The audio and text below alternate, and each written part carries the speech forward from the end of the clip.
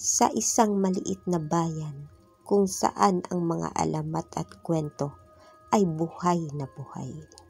Kahindik-hindik ang nakatago sa likod ng isang magandang dalaga. Pero bago natin simulan ang kwento, paki-subscribe muna sa ating YouTube channel bilang suporta. Salamat po. Si Lara ay isang dalagang may malaanghel na muka. Bukod doon ay likas na sa kanya ang pagiging mabuting tao. Ngunit sa likod ng kanyang kaakit-akit na ganda ay may mga lihim na nakatago. Isang umaga, habang ang araw ay sikat na sikat, sa kanyang paglalakad ay napadpad siya sa isang lumang bahay. Ito ay isang abandonadong bahay. Pumasok siya sa loob ng bakuran at nagpalinga-linga. Medyo kinilabutan siya sa mabigat na presensyang kanyang naramdaman. Ano kaya itong lugar na ito? Bakit parang may mga mata na nakatingin sa akin pero wala namang ibang tao dito? Dahil nakaawang ang malahiganting pinto ng bahay, ay walang pag-aatubiling pumasok siya sa loob. Isa-isa niyang tinignan ang bahagi ng lumang bahay. Sayang naman tong bahay na to, napakalaki at mukhang maayos pa. Konting linis at repair lang, paniguradong magiging mansyon na naman ang itsura nito. Bakit kaya inabandona?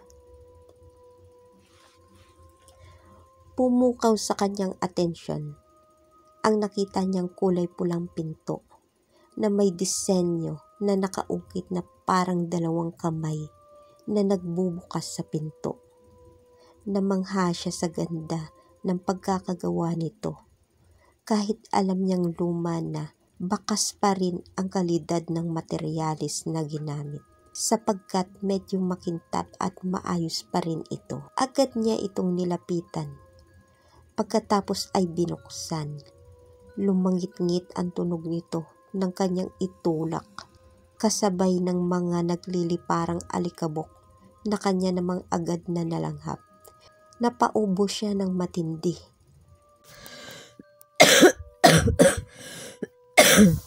Nang makitang silid-aklatan pala ito, ay napangiti ang dalaga ng matamis. Sapagkat sobrang hilig niya magbasa ng mga aklat, agad siyang pumasok sa loob. Gustong-gusto niya magbasa ng mga aklat, lalo't alam niyang mga lumang kwento ang mga ito, base sa mga aklat na nandun at taon kung kailan ito nalathala. Nang may isang aklat na pumukaw sa kanyang atensyon, agad niya itong sinimulang basahin.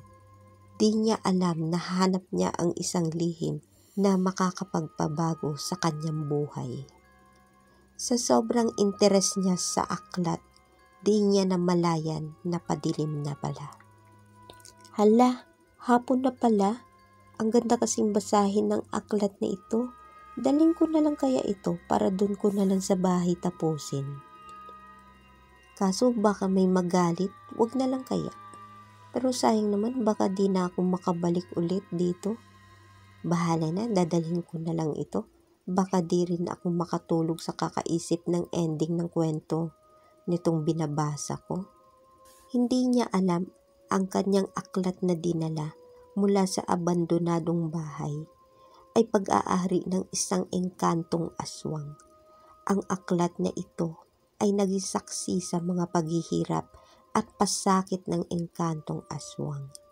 Lahat ng tungkol sa buhay nito ay nakapuloob sa aklat na parang naging diary nito. Mahal, matindi ang pagtutol ng mga magulang ko sa ating relasyon. Di daw pwede magkatuluyan ang aswang at engkanto.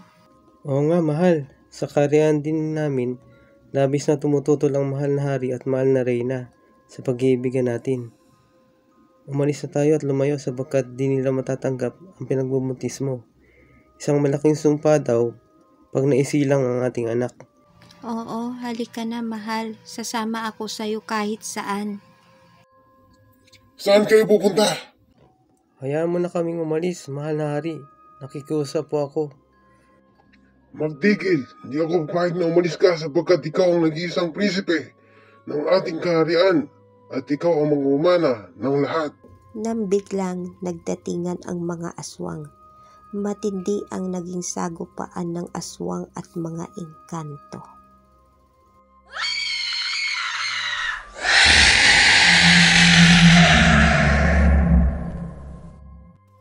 Sisiguraduhin kong mamamatay ka, Prinsipeng Engkanto, para wala nang babalikan ang aking anak.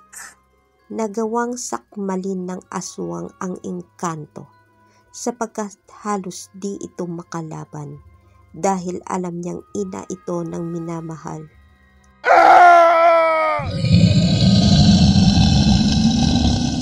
Wag po, inang! Wag mo po saktan ang minamahal ko! Malakas na sigaw nito. Pero huli na ang lahat nang makita ng hari ng engkanto ang pagpatay sa kanyang anak ng aswang. Agad itong sumugod at nilatigo ang aswang. Gamit ang mahikang kontrolin ang kalikasan. Nang di pa makontento ay pinuluputan niya ng baging sa leeg ang babaeng aswang hanggang sa maputol ang ulo nito. Sa sobrang takot ng babaeng aswang ay tumakbo ito para tumakas ng mag-isa. Agad naman siyang pinahabol ng hari ng mga engkanto sa mga alagad nito. Lakad takbo ang ginawa niya sa masukal na gubat nang biglang napahinto siya sa malaking bato. Agad siyang nagkubli sapagkat gusto nang lumabas ng sanggol sa kanyang sinapupunan. Nagulat siya at natataranta habang hinihingal at pawisan. Di niya akalain na mapapaaga ang kanyang panganganak. Nang mailabas ang bata, muli ay tumakbo siya palayo. Nakatakas sila sa puwersa ng mga engkanto at namuhay bilang tao. Subalit, habang lumalaki ang bata hanggang sa magdalaga, naging tampulan siya ng tukso dahil dala niya ang berdeng mata ng amang engkanto na hindi maitago. Samantalang, ang kanyang ina naman ay nakasanayan ang pagkain ng tao. Di naglaon ay natuklasan ng taong bayan kung anong uri ng nilalang sila.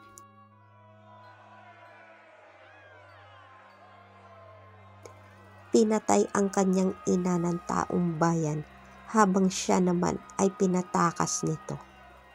Namuhay siyang mag-isa at naging maswerte sa buhay bilang manunulat. Hanggang sa kanyang huling hininga, gumawa siya ng libro tungkol sa kanyang sariling buhay. At ang huling akda nito ay sinelyuhan niya ng orasyon na kung sino man ang makakabasa sa nasabing talambuhay ay masusumpa na sa kanya mapapasa ang katauhan ng may akda. Pagkatapos nun ay agad nang nabawian ng buhay at naglaho bilang alikabok ang engkantong aswang. Sa isang banda, nakauwi na si Lara habang nakahiga at patuloy na binabasa ng magandang dalaga ang libro. Parang nagiging makatotohanan na ito na parang nandun siya mismo sa pangyayari o tamang sabihin na siya na mismo ang tauhan sa kwento sapagkat parang nararamdaman niya ang hinagpis ng tauhan sa kanyang binabasa. Napabangon siya at biglang napasigaw. Hindi, ayoko maging ganito. Natakot at natulala siya sapagkat naramdaman niya na may nagbabago sa kanya. Tumalas ang kanyang pang-amoy at lumakas ang pandinig habang matindi ang pagkalam ng sikmura. Masumaba pa ang kanyang buhok. Ang dating makintab at itim nitong buhok na tuwid ay naging puti at buhaghag. Medyo tumulis ang kanyang mga kuko at naging berde ang kanyang mata. Nang makita niya ang sarili sa salamin, ay nahintatakutan siya at napasigaw. Anong nangyari sa akin? Pati ang kanyang tinig ay nagbago, naging malaki at malahalimaw sa kanyang sariling pandinig, nang biglang parang may narinig siyang humihingi ng tulong. Boses yun ng babae na nagmamakaawa. Parang awa mo na, Manong. Huwag mong gawin sa akin ito. Alam kong may anak ka ring babae, maawa ka. Pakialam ko sa'yo. Para sabihin ko sa'yo, wala akong anak dahil wala akong asawa. Bagay na sa inyong mga babayan dahil mga mapaglaro kayo. Wag po, parang awa mo na. Kung ano man po ang problema mo, pag-usapan po natin ito ng mahinahon. Parang awa mo na, wag po. Usal ng babae habang nagmamakaawa, na halos mapaos na sa kakasigaw.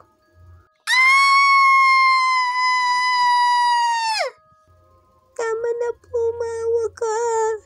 Di ako magsusumbong, pagkawalan mo lang po ako. Huwag kang maingay! Tumigil ka! Galit na sinabi nito sa babae, sabay suntok nito sa sikmura ng dalaga na kinaubo nito ng dugo.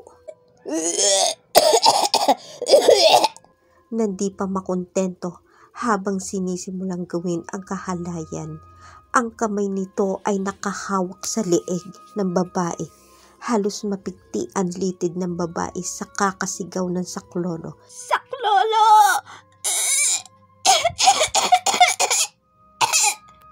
Kaya lalong hinigpitan ng lalaki ang pagkakasakal nito.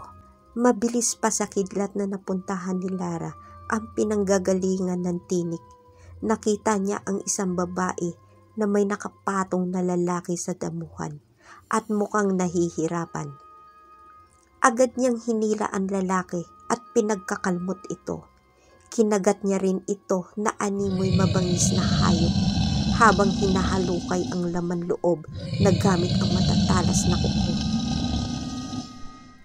Sa sobrang takot ng babae sa nasaksihan, ay agad itong hinimatay habang ang aswang naman nang makontento sa kanyang ginagawa ay mabilis na siyang umalis at iniwang wala ng buhay ang lalaki.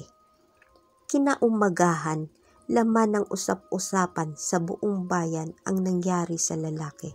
Ayon sa babae, may isang aswang daw na sumalakay sa kanila. Pero nagpapasalamat siya dito kahit di niya sigurado kung siya ba ang tinulungan ng aswang o nagkataon lang na nabusog na ang aswang kaya di siya sinalakay nito. Pero kahit ganon, laking utang na loob niya pa rin sa aswang, kundi dahil dito, na-rape na sana at malamang siya ang pinaglalamayan ngayon, hindi ang manyakis na lalaking yun. Kaya mas pinaburan niyang isipin na niligtas nga siya ng aswang. Muli, sumapit ang gabi. May narinig na naman siyang humihingi ng tulong. Mga kapitbahay, tulungan niyo kami! May magnanakaw na pumasok sa bahay namin! Saklolo! Isang mag-anak ang nilooban sa kanilang bahay ng 3 kalalakihan. Buti na agapan niya at agad sinalakay ang masasamang loob. Kinaumagahan, napabalita muli ang naganap na pagtulong ng aswang. Di na mabilang ang naganap na karimari-marim na pagpatay at lahat puro masasamang tao ang biktima. Ayon na rin sa kwento ng mga buhay na saksi. Kaya mula noon, parang ang mga masasamang loob ay natakot na gumawa ng masama. Ang kanilang baryo ay naging tahimik at payapa. Kahit maglakad ka sa dilim. Malipas ang ilang taong katahimikan, ginambala ng nakaririmarim na matagpuan ang isang babae na wakwak ang tiyan at labas ang mga laman loob at maraming kagat. Animo sinalakay ito ng mabangis na hayop. Nagkaroon ng bulong-bulungan na baka ang dating aswang ang gumawa sapagkat wala nang mabiktimang masamang loob kaya kahit sino na lang ang pinupuntirya. Muli nagkaroon ng takot sa buong bayan. Naku, palagay ko yung dating aswang ang may kagagawan niyan. Bakit naman mahirap magbintang? Alam naman natin na marami nang natulungan ang aswang na yun at lahat may saksi. Malamang noon yon, strategy ba? Para di siya puksain, naging bayani na siya, busog pa siya. Kung sa bagay, pwede rin, lalo at wala ng masasamang loob na gumagala. Siyempre, nagugutom din ang mga aswang. Isang gabi, may lalaking naglalakad sa gitna ng dilim. Kakainis naman yung supervisor namin. Sinabi ng ayaw ko mag-OT at nakakatakot maglakad dito sa dilim. Porque ba lalaki ako, kaya ko nang ipagtanggol ng sarili ko. Lokong supervisor yun. Aswang kaya yun. Tuloy wala na akong mga kasabay na tao sa pag-uwi dahil takot na lumuwas pag gabi na. Mahinang usal nito habang mabilis na naglalakad nang may kung ano-ano siyang namataan sa di kalayuan. Isang manananggal.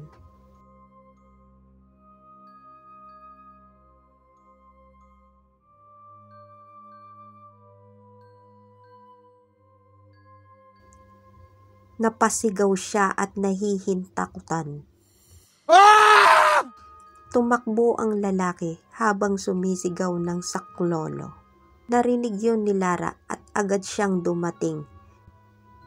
Nang nakita niya na nakadausdos ang lalaki sa kalye sapagkat sinalakay ng manananggal, ay agad niyang dinambahan ang manananggal para hindi ito makalipad muli. Nagpalitan ng kalmot ang manananggal at ang engkantong aswang.